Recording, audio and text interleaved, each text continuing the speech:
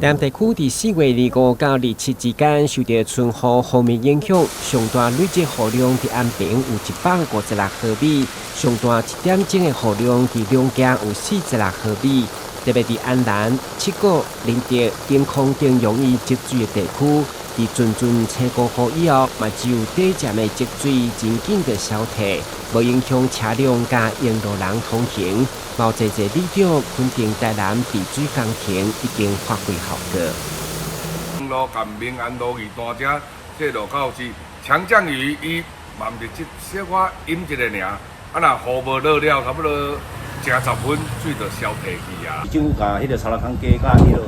還有柴頭港區那個 F 幹線整頓了以後就對了吼，所以它的水量都會很順，不會就再也沒有再淹水的情況發生了啦。就是無淹啦，我出早就起來順啦，攏無淹水啦，就是安尼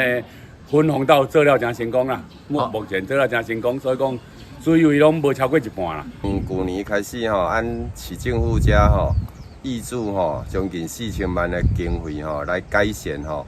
阮3個地區吼，即個